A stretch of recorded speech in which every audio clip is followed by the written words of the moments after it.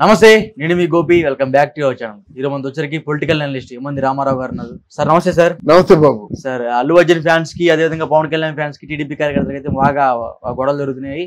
మొన్న అల్లు అర్జున్ ఆర్మీ కూడా కిర్రా కార్పి షాప్ ఏదో ఉందంట, దాన్ని బాగా పగలగొట్టారు, ధ్వంసం చేశారంట. మరి ఎంత నీచానికి పాల్పడుతున్నారు ఏందని బయట వార్తలు వస్తున్నాయి. సో దీని మీరేం చెప్తారు? అంటే ఇక్కడ విమర్శకి ప్రతి విమర్శ సమాధానం అండి. విమర్శకి దాడి, ఆస్తులు కొలగొట్టడం, ఆస్తులు నష్టం కలగడం. ఇప్పుడు కిరా కార్పి అంటుంది ఏమిటి? యథార్థం అంటున్నాడు కదా.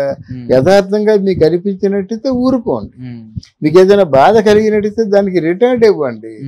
ఇళ్ల మీద, ఆస్తుల మీద ఏముంది? ఆయన మామూలుగా మనసులో మాటలు చెప్పారు. అసలు చాలా మంది ఏంటంటే మనసులో మాటలు దాచుకుంటారు, బయటకు ఓపెన్ అప్ అవరు. ఆయన ధైర్యంగా చెప్పాడు, తప్పే ఉంది ఇందులో. ఆర్మీ అన్నారు. ఆర్మీ అని పేరు పెట్టకూడదండి. తెలిసిన వాడు ఎవడు ఆర్మీ అని పేరు పెట్టరు. ఆర్మీ ఏంటంటే ప్రతి పనికి మన దానికి ఆర్మీ అని పేరు పెట్టడం. ఆర్మీ అన్నది పవిత్రమైనటువంటి పదం. వాళ్ళు చస్తారో బతుకుతారో తెలీదు. ఆ బోర్డర్స్లో, ఆ చలికి, ఆ ఎండకి, ఎండకి ఎండి, చలికి వనికి, వర్షాన్ని తెరిచి తాను అంటే తను చచ్చిపోతే ఇంకోళ్ళు బతుకులిస్తారు వాళ్ళు. అలాంటి వాళ్ళు ఆరిపోయానండి. అంతేగాని పోస్టర్లు అంటించే వాళ్ళని, జెండాలు కట్టేవాళ్ళని వీళ్ళు ఆర్మీ అనకూడదు. అంటే మనం ఏదో అశక్తిగా ఎగ్జామినేషన్ కోసం వన్ మ్యాన్ ఆర్మీ అంటామాట. అంతేగాని అంటే ఒక ఆర్మీ ఎంత ఉన్నాడురా ఈ వన్ మ్యాన్ అని చెప్పడం కోసం వన్ మ్యాన్ ఆర్మీ అంటాం. కానీ వీళ్ళు ఫ్యాన్స్. అదొకటి ఆర్మీ అనే పేరు తగిలించుకోవడం. అంతకుముందు ఎవరో కౌశిక్ ఎవరో తగిలించుకున్నాడు. ఇలాంటి పేర్లు తగిలించుకోకూడదు. పవిత్రమైన పేర్లు ఇవి ఒకటి. రెండోది ఏంటంటే వీళ్ళు ఎవరి మీద దండయాత్రకు వస్తారు? ఇప్పుడు కిరా కార్పి ఉన్నాడండి, రేపు ఇంకొంచెం పెద్ద ఆస్తి నష్టపోయినట్టు వదిలేశారు రాజకీయాలు అనుకుందాం. మిగతా వాళ్ళు ఎంతమంది ఉన్నారు? తెలుగుదేశం వాళ్ళు, మిగతా జనసేన వాళ్ళు ఎంతమంది ఉన్నారు? జనసేన, తెలుగుదేశం పార్టీలో ఉన్న కార్యకర్తలను మించి మీ ఆర్మీ ఉందా? ఆలోచించుకోవాలి కదా. మా ఆర్మీ ఉంది, మా పర్వాలేదు అంటున్నారు కదా. ఏం పర్వాలేదు? పర్వా ఉంది. ఎందుకంటే వాళ్ళు సామాన్యులు కాదు. అంటే వీరు జనసేన తాలూకు సభ్యులు కానీ, అంటే కార్యకర్తలు కానీ, వీర మహిళలు కానీ, జనసేన సైనికులు కానీ, లేకపోతే జన సైనికులు, వీర మహిళలు, తెలుగుదేశం కార్యకర్తలు, వీళ్ళు ముగ్గురు ఊరుకోరు కదండి. వాళ్ళు ఏ శక్తి ఆపగలదు? గవర్నమెంట్ ఆపిందంటే మీకు సిగ్గు లేదా? ఆ రోజు మిమ్మల్ని ఇంత నీచంగా చూశారు, మీకు అసలు సపోర్ట్ లేకుండా చేశారని వాళ్ళు నాయకుల్ని అడుగుతారు. నాయకుల్ని గల్లాపుచ్చుకొని అడిగే ధైర్యం ఒక కార్యకర్తకే ఉంటుంది, ఒక జన సైనికుడికే ఉంటుంది, ఒక వీర మహిళకే ఉంటుంది. వాళ్ళ అంతటి తెలివితేటలు ఉన్నాయి. మిగతా గత రోజులకి ఇప్పటికి ఉన్నటువంటి తేడా ఏంటంటే, మీరు జన సైనికుల్లో కానీ, వీర మహిళల్లో కానీ ఎవరిని కదిలించినా సరే అద్భుతంగా మాట్లాడతారు. రాజ్యాంగాన్ని తెలుసుకున్నారు, రాజకీయాలు తెలుసుకున్నారు, వివరాలు లోతులకు వెళ్తున్నారు. They have gone deep into the skin అన్నమాట. That is the main reason. అది జర్నలిస్టిక్ అప్రోచ్ అన్నమాట. We should go deep into the skin.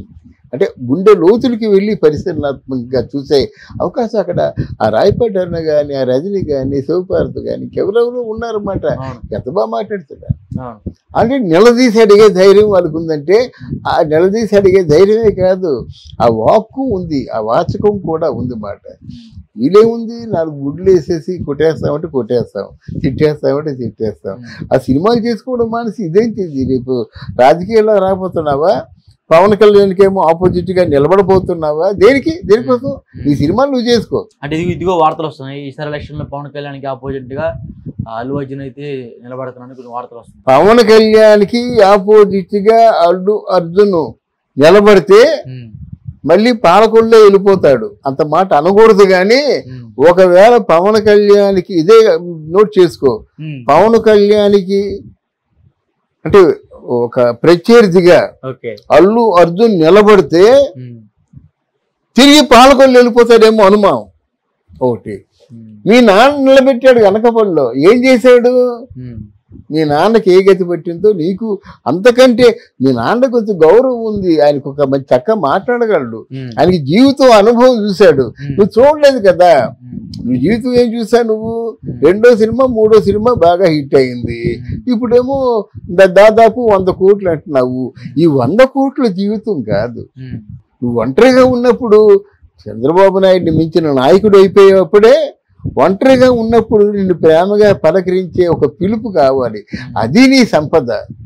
Chandrababu నాయుడికి ఎవరు రాలేదు, మనసు పెద్ద మనసు చేసుకొని, అంటే ఎంత ప్రమాదం జరుగుతుందని తెలిసినా వెళ్ళాడే పవన్ కళ్యాణ్, అది సంపద. ఆ పవన్ కళ్యాణ్ వెళ్ళగానే ఆయన వెనక 1,00,000 మంది తయారయ్యారు, ఆ 1,00,000 మంది సంపదే కదా.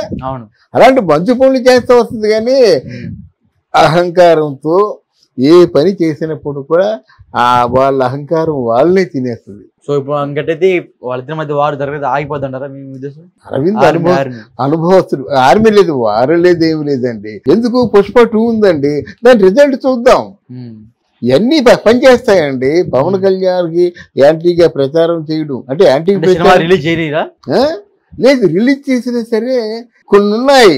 ఇప్పుడు వాళ్ళ నాన్నగారు కొంతమంది ఉన్నారు, వాళ్ళు ఎంతంత పెద్ద సినిమాల్ని వాళ్ళు చూశారండి. అంటే వాళ్ళ చేతుల్లో పెద్ద సినిమా చిన్న సినిమా అయిపోతుంది, చిన్న సినిమాని హైప్ ఇచ్చి పెద్ద సినిమాని చేయగలరు. ఆ సినిమా పాండిత్యం వాళ్ళ దగ్గర ఉంది, అర్థమైందా? చిన్న సినిమా దిల్రాజు ఒకడు, వీళ్ళందరూ ఏంటంటే బలగం సినిమా ఎంత సినిమా అండి, ఆకాశానికి ఇచ్చేసారు బికాజ్ ఆఫ్ దిల్రాజు, అర్థమైందా? అలాగే అల్లు అరవింద్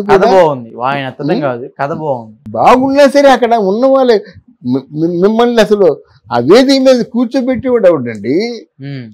మీరు అద్భుతమైన సింగర్ అండి. అద్భుతమైన సింగర్ ఏంటంటే ఎక్కడి నుంచో ఎవరెవరో అంతర్రాష్ట్ర వాళ్ళందరూ వచ్చి ఇక్కడ పోటీ జరుగుతుందండి. ఆ అద్భుతమైన సింగర్ని ఆ పోటీలో వేదికలో నిలబెట్టేవాడు కావాలి కదా, అర్థమైందా? అందువల్ల మీకు ఇప్పుడు బలగం సినిమా బాగుంది, ముఖ్యంగా తెలంగాణకి బాగా నచ్చింది. నచ్చిన దాన్ని ఫోకస్ చేయడం, నచ్చిన దాన్ని అవార్డు కమిటీకి పంపించడం, నచ్చిన దాన్ని అన్ని అవార్డులు వచ్చేలా చేయడం. మళ్ళీ 2వ సినిమా ఎందుకు ఇవ్వలేదు వేణుకి కదండి? అంత హిట్ అయిన సినిమా కొంచెం వేణు ఏదో కొంచెం సహజంగా ఉంటుంది కదా, కొంచెం ఏదో కొంచెం ఆయన తెలియదు, ఆయనకి అంటే ఎవరి దగ్గర ఎలా నడుచుకోవాలో తెలియదు. పైన సినిమా హిట్ అయ్యేసరికి కొంచెం ఆయనకి నచ్చని పని ఏదో చేసుకుంటాడు, లేకపోతే వరుసగా సినిమాలు చేసేవాడు కదా. అందువల్ల మనం ఎప్పుడు కూడా మనల్ని ప్రమోట్ చేసేవాళ్ళని మనం కాపాడుకుంటూ వెళ్ళాలి. అది అలాగే ఆర్టిస్టులు కూడా, ఆర్టిస్టులు ప్రమోట్ చేసేవాళ్ళు ఎవరు? ప్రజలు, ప్రేక్షకులు. వాళ్ళు ఎప్పుడు అందుకే కదా ప్రేక్షక దేవుళ్ళు అని ఎన్టీ రామారావు గారు అన్నారు. ఆ ప్రేక్షకుల్ని దేవుళ్ళ చూడాలి, కానీ ఏదో గొర్రెల మందన చూస్తే మనం మూల్యం చెల్లించుకుంటాం. ఎన్టీఆర్ మీద ఇప్పుడు మనం అల్లు అర్జున్ గురించి మాట్లాడుతున్నాం కదా, అంటే ఇట్లాంటి మన కుటుంబంలో ఉంటూ కలుసుకోకపోవడం వల్ల ఉండే ప్రమాదాలు ముందు ముందు అల్లు అర్జున్కి తప్పకుండా సంభవిస్తాయి. అల్లు అర్జున్కి సంభవిస్తాయి, జూనియర్ ఎన్టీఆర్కి కూడా సంభవిస్తాయి. తప్పు ఎందుకంటే రాజకీయాలండి, రాజకీయాల్లో చంద్రబాబు నాయుడు పవన్ కళ్యాణ్ ఏమి చేయలేకపోవచ్చు. ఎంత వ్యవస్థ ఇది, ఎంతమంది జనసేనకులు ఉంటారు కదా, వాళ్ళు కార్యకర్తలు ఉంటారు కదా, వీళ్ళు ఎలా కష్టమైనా నష్టమైనా అంతా అన్ని బాధలు భరించింది కార్యకర్తలే కదా. మనసు గాయపడినప్పుడు వాళ్ళు ఏదైనా చేస్తారండి. ఈరోజు అంబటి రాంబాబు ఇంటికి వెళ్ళి గాజులు, పసుపు, కుంకుమ, చీరలు ఇచ్చారండి. ఎందుకంటే ఆయనకి అదే సరైన సమాధానం అని వాళ్ళు ఫీల్ అయి ఉంటారు. నువ్వు ఆడంగిలాగా ఇలా మాట్లాడావు కదా, నీకు ఇదే సరైన సమాధానం. రేపు రోజా పరిస్థితి చూడండి. అందువల్ల మనం అనేస్తాము, మాకు అన్ని హక్కులు ఉన్నాయనుకుంటే ఎలాగది? నిన్న నీ టైము, ఈరోజు మా టైం అంటారు వీళ్ళు కార్యకర్తలు. కనుక అవన్నీ ఆలోచించి ప్రవర్తించాలి. తర్వాత ఎంతసేపు పగతో, ప్రతీకారాలతో, కుట్రలతో మాకు ఒక ఆర్మీ ఉంది అది అనుకుంటే అది ఉండదండి. ప్రేమతో ఎవరినైనా జయించవచ్చు. ఆ ప్రేమతో కాబట్టి గాంధీ తాత ఆ బ్రిటిష్ వాళ్ళు వణికారు. అదే నా చేతిలో కత్తుందంటే వాళ్ళు బాంబులు, దాన్ని ఏమంటారు, ఫిరంగులతో పేల్చి పారేస్తారు అన్నమాట. అంటే అహింస అనేది మంచిదండి, ప్రేమ మంచిది. ఎవరినైనా ప్రేమతో లొంగ తీసుకోవచ్చు. పవన్ కళ్యాణ్ చేసింది అదే కదండి. చంద్రబాబు నాయుడిని అంటే దయనీయంగా ఉన్న పరిస్థితుల్లో, అనాథలాగా ఉన్న పరిస్థితుల్లో, వారి పార్టీలోంచి ఎవరు వచ్చి కనీసం పలకరించిన పరిస్థితుల్లో నేనున్నానన్నాడు. ఇంకోళ్ళు ఎవరో పనిమాల డైలాగ్ చెప్పారు, నేనున్నానని నిలబడ్డాడంతే. అప్పటికాంచి ఎప్పుడైతే నిలబడి పవన్ కళ్యాణ్ ఉపన్యాసాలు మొదలయ్యాయో ఆయనకు ఒకసారి వచ్చింది. ఆయన కూడా ఉద్యమాల్లో పార్టీని రాజకీయాలు ఉన్నాడు కదా, దాంతో ఎక్కడికి వెళ్ళిపోయిందో. Okay sir, thank you sir. Thank you.